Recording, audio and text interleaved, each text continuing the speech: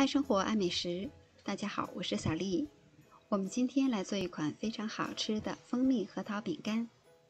它的做法非常简单，表皮酥脆，内里是松软的，口味清甜，越嚼越香。在大碗中打入2颗鸡蛋，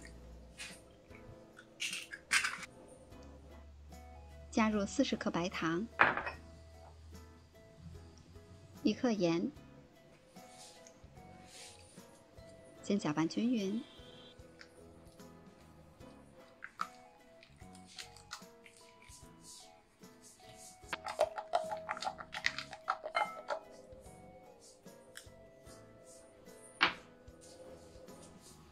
再加入70克融化的黄油，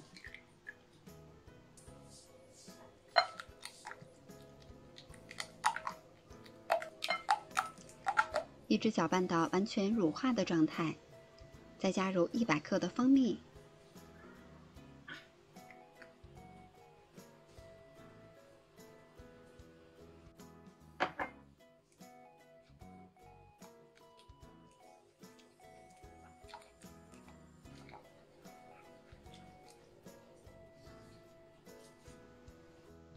充分的搅拌均匀以后，我分2次，一共添加了300克的低筋面粉，再加入4克的无铝泡打粉，搅拌均匀。因为面粉的吸水性不同，我们可以根据自己的实际情况，面粉少量多次的来添加。调成大面絮以后，再用手和成一个非常柔软的面团。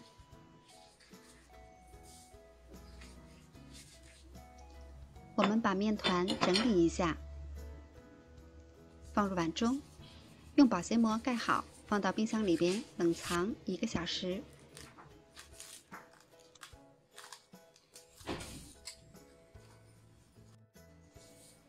我准备了70克熟的核桃仁儿，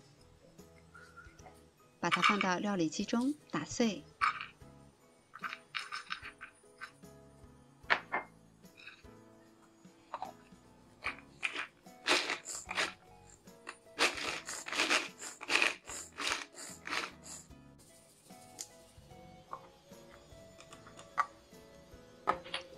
打到这样的程度就可以，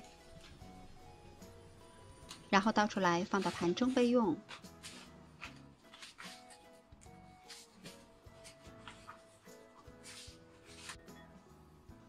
冷藏好的面团，我们可以直接揪下来一块，分成40克一个的小剂子，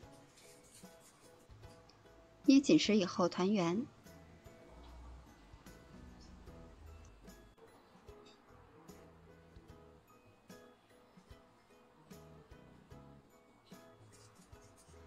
取出一个做好的生胚，在表面均匀地刷上一层鸡蛋清，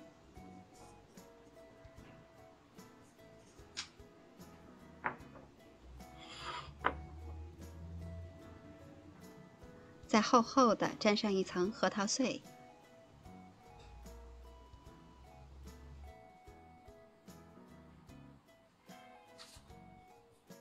这些材料我一共做了16块饼干。烤箱需要提前预热，上下火180度，放在中层烤20到25分钟，烤到饼干上色均匀就可以出炉了。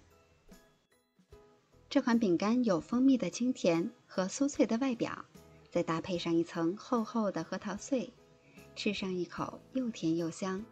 按照这个配方做出来的饼干口味是清甜的，你也可以根据个人的口味把糖的量适当的增减。